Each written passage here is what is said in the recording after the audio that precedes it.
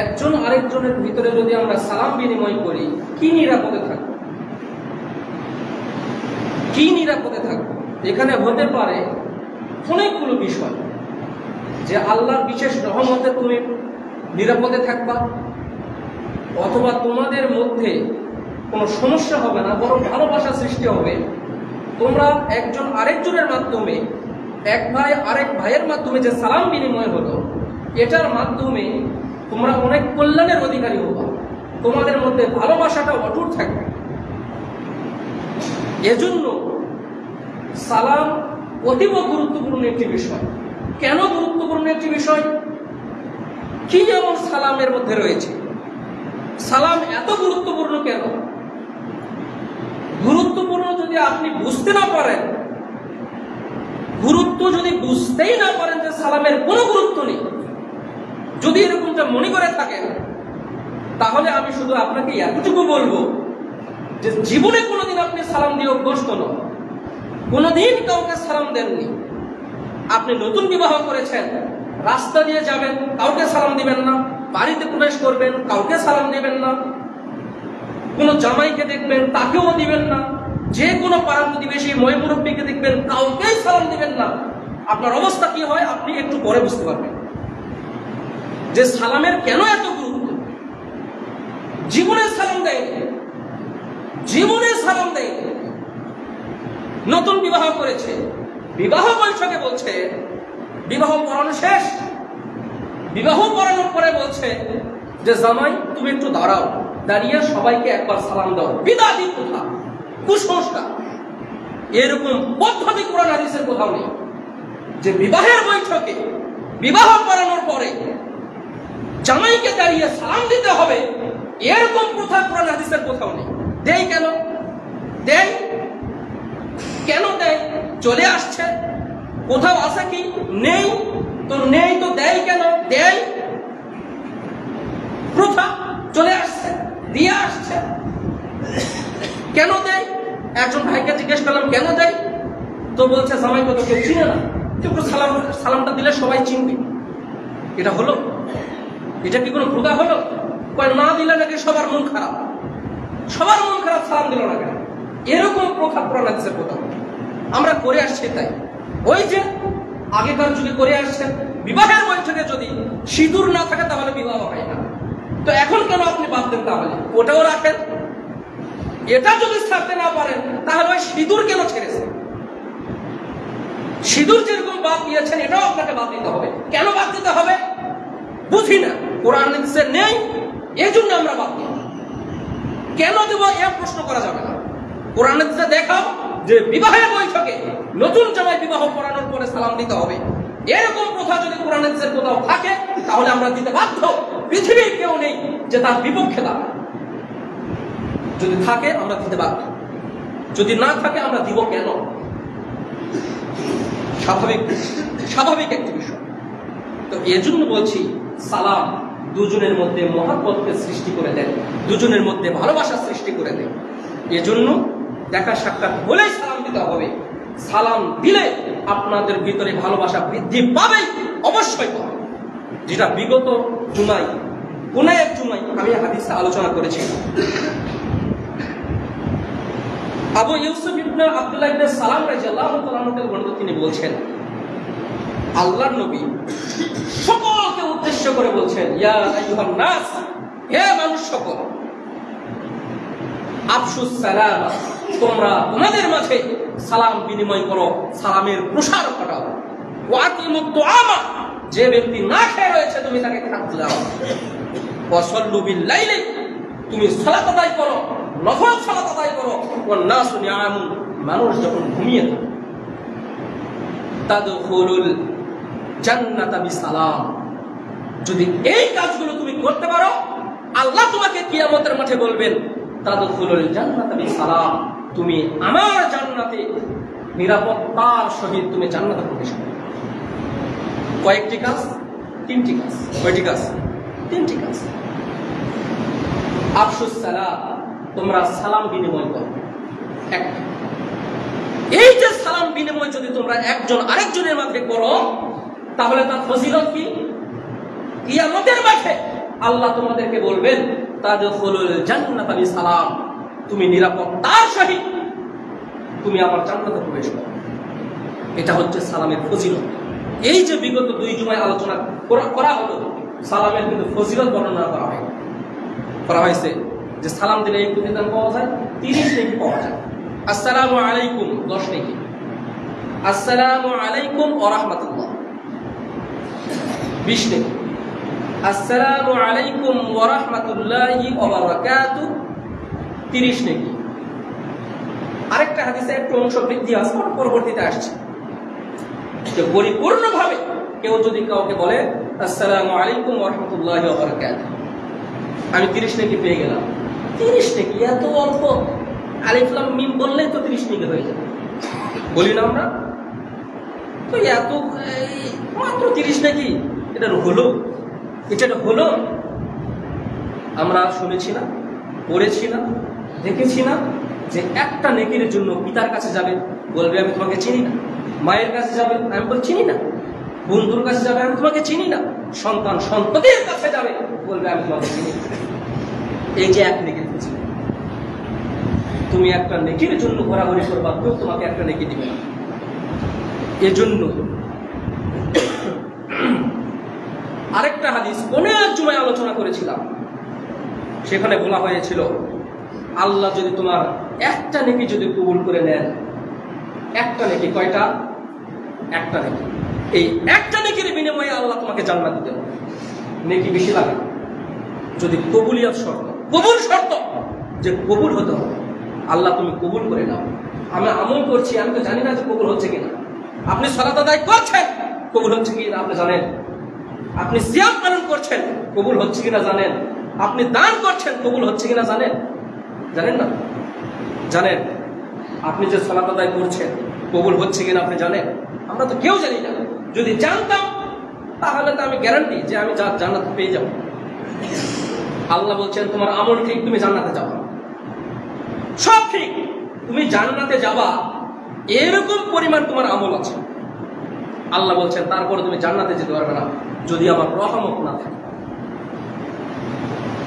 জান্নাত অতীব সহজ, কিন্তু আল্লাহ যেভাবে বলেছেন, রাসূল যেভাবে বলেছেন, তুমি সেভাবে কাজ করো, ইনশাআল্লাহ জান্নাত। তো আফসুস সালাম, তোমরা তোমাদের মাঝে সালামের বিনিময় করো, সালামের প্রসার ঘটাও। ওয়াতিমুদ দুআন, তুমি মানুষকে খাদ্য খাওয়াও। খুব ছোট্ট একটি কথা, এই ছোট্ট একটি কথা খুব সহজ, কিন্তু খাদ্য খাওয়ানো খুব কঠিন। মানুষকে আপনি খাদ্য খাওয়াইতে পারেন খুব সহজ, তাকে আবাসস্থল দেওয়া খুব কঠিন। পৃথিবীতে যত ভারী কাজ রয়েছে তার মধ্যে একটা ভারী কাজ হচ্ছে পিতামাতা বৃদ্ধ বয়সে যখন উপনীত হয়ে যাবে, কাজকর্ম করতে পারে না, যখন কাজকর্ম করতে পারে না, তখন তাকে খাদ্য খাওয়াতে হবে। এটা হলো যত কঠিন কাজ রয়েছে তার মধ্যে সবচেয়ে কঠিন কাজ।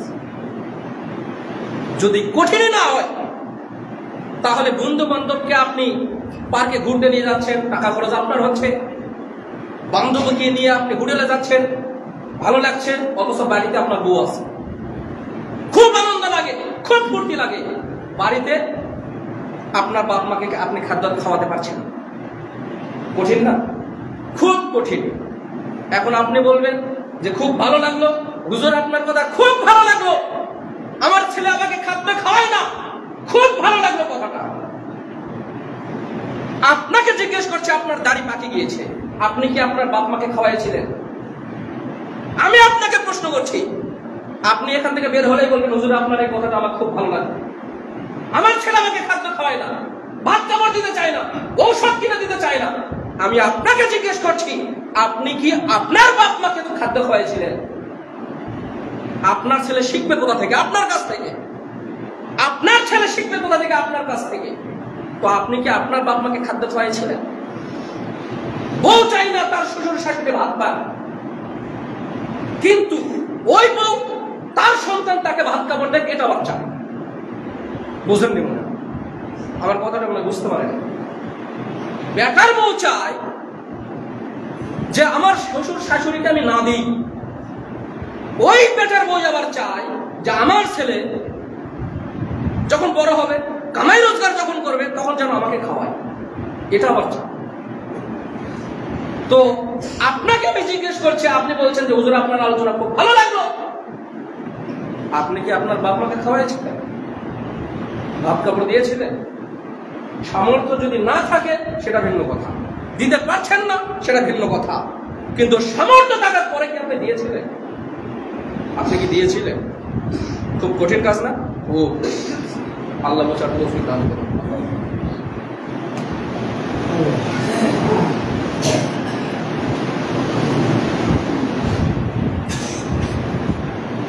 আলহামদুলিল্লাহ ওয়াসসালাতু ওয়াসসালামু আলা মান লা নাবিয়্যা বা'দা, আম্মা বা'দ।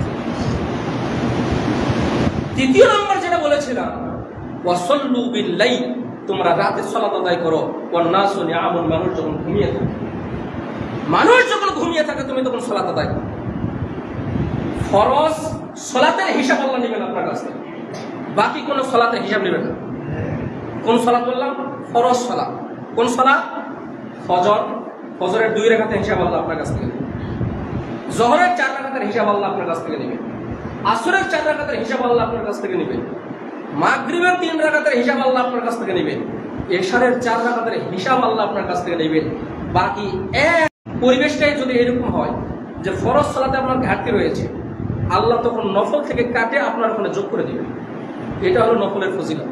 আরেকটা ফজিলত যেটা আমরা আগে শুনেছি, তারপরেও প্রসঙ্গক্রমে চলে এসেছে, যে রাতের সালাত অতীব গুরুত্বপূর্ণ সালাত, যার মতো গুরুত্ব আমার দিনের ডিউটি। এটা হলো আমার দিনের শিডিউল, খুব সুন্দর ছোট্ট। আপনি যদি তাহাজ্জুদ পড়তে চান তো আপনাকে 8টা-9টার মধ্যে আপনার ঘুমে যেতে হবে, তাহলে আপনি ওই সময় উঠতে পারবেন, না হলে আপনি উঠতে পারবেন না, খুব কঠিন। আর এই 3টা কাজ যদি করতে পারেন, আল্লাহ আপনাকে বলবেন তাদখুলুল জান্নাতা বিসালাম, তুমি জান্নাতে এমনিতেই প্রবেশ করবে নিরাপত্তার সাথে। আব্দুল্লাহ ইবনে ওমর রাদিয়াল্লাহু তাআলা আনহু থেকে বর্ণিত, তিনি বলছেন, আল্লাহ নবী বলছেন, উ'বুদুর রহমান, তোমরা আল্লাহর ইবাদত করো। আফশুস সালাম, তোমরা একজন আরেকজনের মাঝে সালামের প্রসার ঘটাও। ওয়াতিমুত তাআম, মানুষকে খাদ্য খাওয়াও।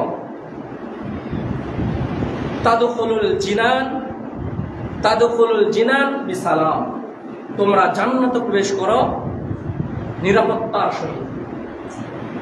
মানুষকে খাদ্য খাওয়ানো কথাটা সহজ। পৃথিবীতে যেই দেশ সবচেয়ে খাদ্য বেশি নষ্ট করে, কোন দেশ? কোন দেশ? সৌদি আরব। কোন দেশ? যাক, খোঁজ খবরটা রাখছেন, সুন্দর, ধন্যবাদ। সবচেয়ে যে দেশ খাদ্য বেশি নষ্ট করে সেটা হলো সৌদি আরব। এদের খাদ্যের অভাব নেই, এত খাদ্য নষ্ট করে। যেখানে আল্লাহ নবী বলেছেন, আগামীতে হয়তো খাদ্য সম্পর্কে আলোচনা করব আগামী জুমা ইনশাআল্লাহ, যে খাদ্যের বিধিবিধান, খাবারের নিয়ম কি, কিভাবে খাদ্য খাবেন, এই বিধিবিধান নিয়ে আগামীতে হয়তো আলোচনা করার চেষ্টা করবো ইনশাআল্লাহ। তো যেখানে আল্লাহ নবী বলেছেন যে তোমাদের যদি কোনো খাবার পড়ে যায় সেটাকে তোমরা খেয়ে নাও, যদি ময়লা ভরে ময়লাটাকে মুছে খেয়ে নাও, সেখানে পুরো একটা খাসি 2 জন রান্না করেছে, 2-4 জন হালকা পাতলা খেয়ে উঠে চলে গেল, ওটা এখন কি হবে জানেন? ডাস্টবিনে যাবে, ডাস্টবিনে যা সরাসরি ফেলে। পৃথিবীতে সবচেয়ে যে দেশ খাদ্য নষ্ট করে সেটা হলো সৌদি আরব। আল্লাহ জানে তারা হিসাব কি দিবে। আল্লাহ সহজ করুন, আল্লাহ মাফ করুন। আবু দারদা রাদিয়াল্লাহু তাআলা থেকে বর্ণিত, তিনি বলছেন, আল্লাহ নবী বলছেন, আফশুস সালামা কাই তাআলা, তোমরা একজন আরেকজনের মাঝে সালামের প্রচলন ঘটাও। কাই তাআলা, তাহলে তোমাদের প্রতিদান কি হবে? তাহলে তোমরা মর্যাদা এবং সম্মানের অধিকারী হবে। আল্লাহ তোমাদের কি করবেন? মর্যাদা দান করবেন এবং সম্মান দান করবেন। সম্মান কার পক্ষ থেকে আসে? আল্লাহর পক্ষ থেকে। আমি কাউকে কটাক্ষ করে বলছি না, কেউ আমার কথা মন খারাপ করবে না, উদাহরণের জন্য বলছি। একজন মানুষ হারামের সঙ্গে জড়িত রয়েছে, গ্রামের সবচেয়ে ধনী মানুষ হারামের সঙ্গে জড়িত রয়েছে, রাস্তা দিয়ে যাচ্ছে, যে দেখে সেই সালাম দেয়, যে দেখে সেই সালাম দেয়, যে দেখে সেই সালাম দেয়।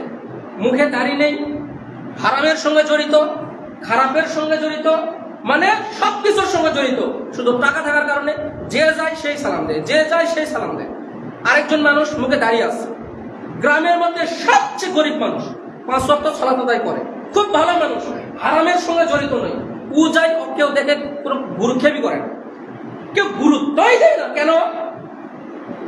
কেন? ওটা টাকা নেয়, অল্প করে টাকা নেই, এই কারণে ওকে কেউ গুরুত্ব দেয় না।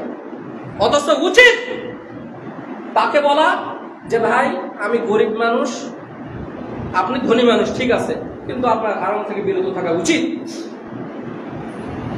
এই কথা বলার সাহস কেউ পায় না। কেন? আমি নিজেও তো জড়িত রয়েছি। গ্রামের মধ্যে সবচেয়ে গরিব যে ছেলে, তারও 50,000 টাকা লোন নেওয়া আছে, 20,000 টাকা লোন নেওয়া আছে। লোন ছাড়া ধনী হওয়া যায় না। একবার রাস্তাতে যাচ্ছি, একবার বলেছিলাম, এক ভাই বলছে লোন টোন কিছু নিতে হবে, কিস্তি টিস্তি কিছু তুলতে হবে, না হলে হলো কি বলে ভাষাটা, সংসারের উন্নতি বরকত টরকত কিছু হবে না। বরকত টরকত ভাষার বলেনি, বলছে আয় উন্নতি করতে গেলে কিছু ব্যাংক থেকে লোন নেওয়ার, কিস্তি টিস্তি নিব, এরকম চিন্তা ভাবনা করছি। গরিব মানুষ। 7 দিনে কত রোজগার করো? 300-400 টাকা কামাই করি।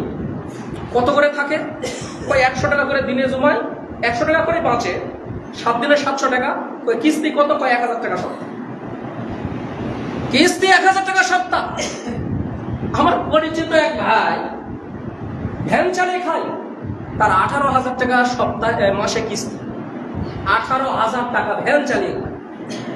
আমি সত্য কথা বলছি, কিস্তি দিয়ে জীবনে কেউ উন্নতি করতে পারে না, কিস্তি দিয়ে জীবনে কেউ উন্নতি করতে পারেনি। আপনি বলেন আপনি কত উন্নতি করেছেন? তো বলছে যে আমি কিস্তি তুলে এই 2টা রুম করেছি। জি না, আপনি উন্নতি করতে পারেন। আপনার অভাবের শেষ নেই, এই দিক দিয়ে নিয়ে আসছেন, ওই দিক দিয়ে চলে যাচ্ছে, আপনি উন্নতি করেননি। আপনি ভালো করে দেখেন, অশান্তি। আপনার বউ বলে লোনটা যে কোন দিনে শোধ হবে টেনশনে বাঁচে না, হুট করে যদি তোমার কিছু হয়ে যায়। ছেলে বলছে যে মা আব্বাকে লোনগুলো পরিশোধ করবে না, হুট করে যদি আব্বা মারা যায়। ওই বাবা হঠাৎ অসুস্থ, 2 লাখ টাকা ব্যাংক থেকে লোন নেওয়া আছে, ছেলে আর গুরুত্ব দিচ্ছে না। কেন? ওই লোনকে পরিশোধ করবে, লোনকে পরিশোধ করবে বলে। বিরত থাকুন, ভালো ইনশাল্লাহ। চেষ্টা করুন, অল্প অল্প করে জমান, গরু টরু পালেন, জমি টুমি আবাদ করেন, একটু কষ্ট করে থাকেন, ইনশাল্লাহ বরকত হবে। বরকত দেখা যায় না, বরকত জিনিসটা এত কঠিন, দেখা যায় না, আপনি দেখতে পাবেন না। বরকত জিনিসটা বোঝা যায় না, কিন্তু বাড়ে। হালাল পথে থাকেন, বরকত বুঝতে পারবেন ইনশাআল্লাহ।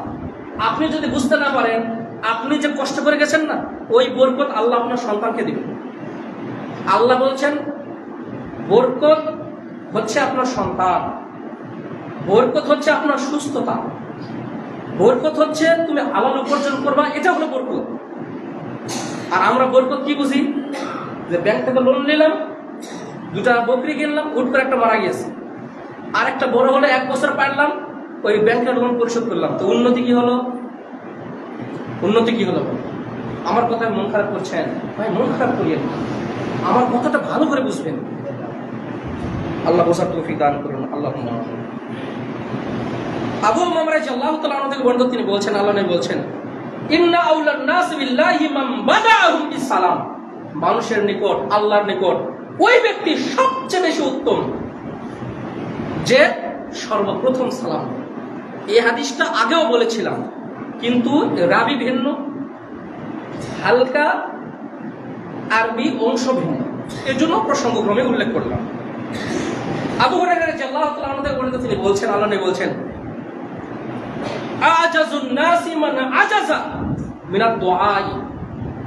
সবচেয়ে অপারক ওই ব্যক্তি যে ব্যক্তি আল্লাহর কাছে দোয়া করে না। সবচেয়ে অপারক ওই ব্যক্তি, সবচেয়ে অলস ওই ব্যক্তি, সবচেয়ে লুলা ওই ব্যক্তি, সবচেয়ে অলস ওই ব্যক্তি যে ব্যক্তি আল্লাহর কাছে দোয়া করে, অপারগ, দোয়া করতে পারে না, এ হচ্ছে সবচেয়ে অপারগ, যে দোয়া করতে পারে। যে কোনো সমস্যা আপনি আল্লাহর কাছে দোয়া করেন, আল্লাহ আপনাকে বলছেন যারা আপনারা দোয়া করেন না, যে কোনো সমস্যায় পড়ে আপনারা যারা দোয়া করেন না, আল্লাহ আপনাকে অপারগ বলছেন, লুলা বলছেন। লুলা কাকে বলা হয় জানেন? অপারগ কাকে বলা হয় জানেন? যার হাত পা আছে কিন্তু কোনো কাজকর্ম করে না, প্যারালাইসিস। মুখ আছে, চাইলেই দোয়া করতে পারে, এ হচ্ছে অপারগ, যে কোনো কাজকর্ম করতে পারে। অপারগ কাকে বলে? যে কোনো কাজকর্ম করতে পারে, সব ঠিক আছে, শরীরে শক্তি আছে কিন্তু কাজকর্ম করে না, এ হচ্ছে অপারগ।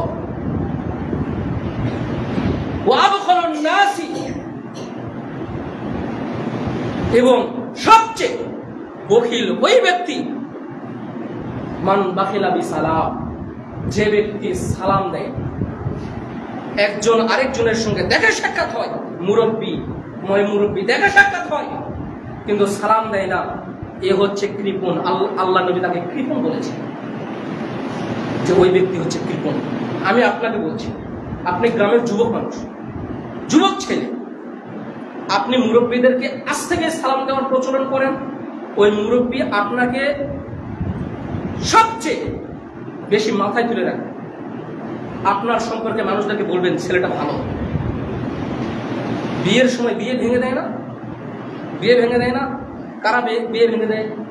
যার সঙ্গে আপনি ঝগড়া করেছেন, যার সঙ্গে তর্ক করেছেন, যার সঙ্গে মারামারি করেছেন, যাদের সঙ্গে আপনার হিংসা বিদ্বেষ রয়েছে, যে আপনাকে দেখতে পায় না। কেন দেখতে পায় না? তার সঙ্গে আপনার চলাফেরা নেই। আজ থেকে আপনি সালাম দেওয়ার প্রচলন করুন। আপনার পিতামাতা ঝগড়া করেছে, করুন, আমি সালাম দেবো না। আপনি যদি মানুষকে কাছে টানতে চান তাহলে আপনি তাকে সালাম দেন। সালাম ছাড়া অন্য কিছুর বিনিময়ে আপনি তাকে কাছে টানতে পারবেন না। আপনার টাকা নেই, যত সহযোগিতা করেন কাজ হবে না। আপনি সালাম দেওয়ার প্রচলন করেন, দেখবেন মানুষ আপনাকে ভালোবাসে। আব্দুল্লাহ ইবনে মুগাফফাল রাদিয়াল্লাহু তাআলা আনহু বর্ণনা তিনি বলছেন, আল্লাহ নবী বলছেন, আসরাকুন নাসিল্লাযী ইয়াসরিকু সালাতাহু, আসরাকুন নাসিল্লাযী ইয়াসরিকু, চোর ওই ব্যক্তি, অধিক চোর ওই ব্যক্তি, আল্লাহর নিকট সবচেয়ে ওই ব্যক্তি চোর, ইয়াসরিকু সালাতাহু, যে সালাতে চুরি করে। সাহাবীগণ জিজ্ঞেস করলেন, আল্লাহ নবী, কাইফা ইয়াসরিকু সালাতাহু, কিভাবে মানুষ সালাতের মধ্যে চুরি করে? কিভাবে মানুষ সালাতের মধ্যে চুরি করে? আল্লাহ নবী বলছেন, লা ইউতিমু রুকুআহা ওয়ালা সুজুদাহা, যে ব্যক্তি সঠিকভাবে রুকু করে না, যে ব্যক্তি সঠিকভাবে সিজদা করে। আস্তে করে মেরে দিন। পিঠ এবং মাথা বরাবর সমান হতে হবে, হাত হাঁটুতে থাকবে কিন্তু রডের মতো সোজা। সিজদাতে যখন যাবেন সবকিছু ঠিকঠাক থাকতে হবে।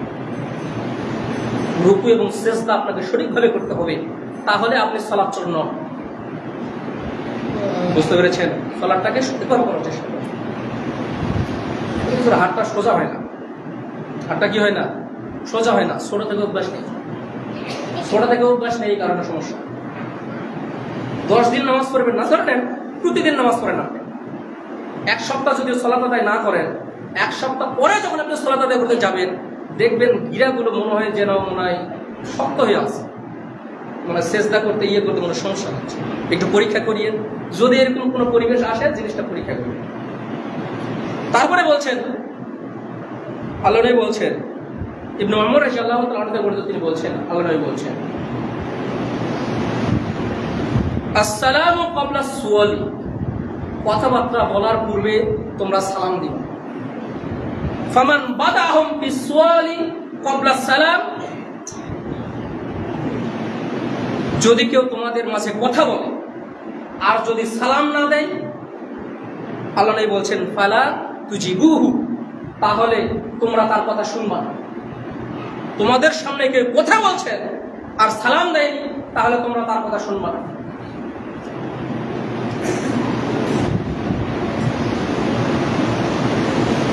আমার আলোচনা শেষ।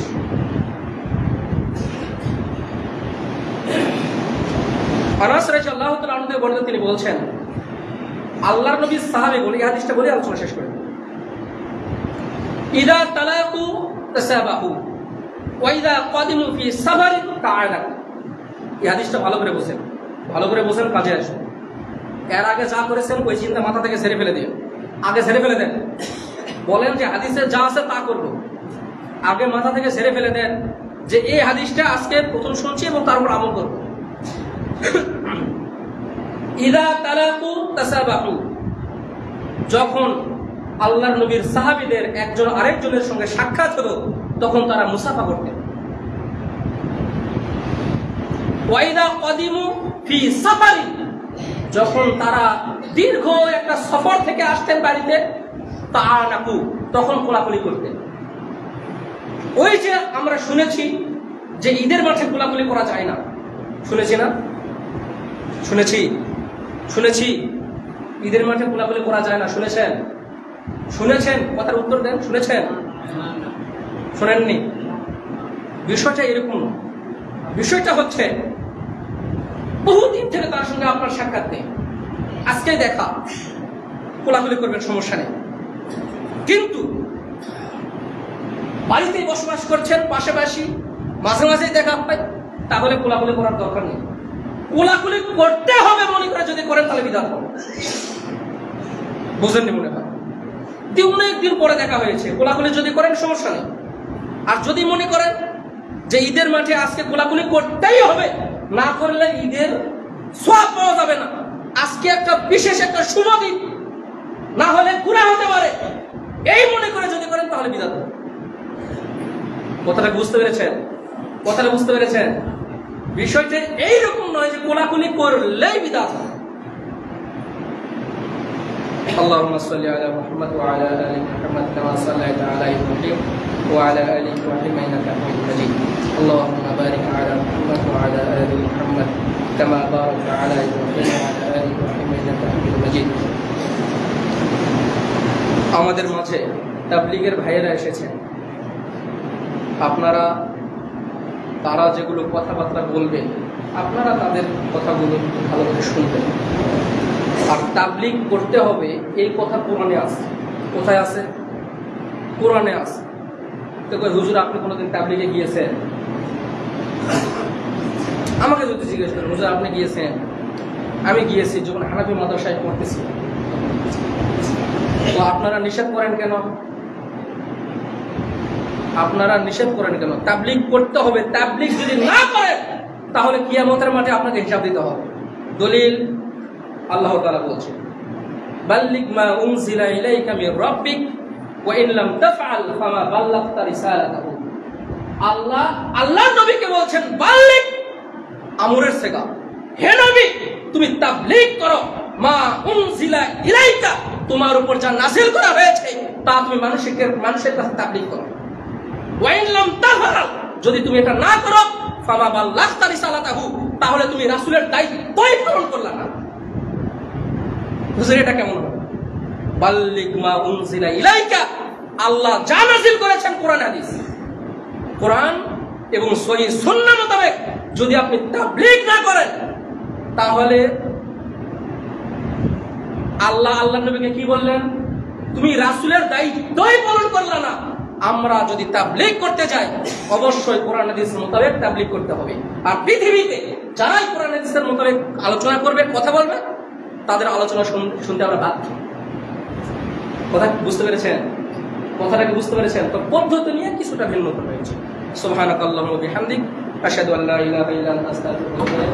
আসসালামু আলাইকুম ওয়া রাহমাতুল্লাহি ওয়া বারাকাতুহু।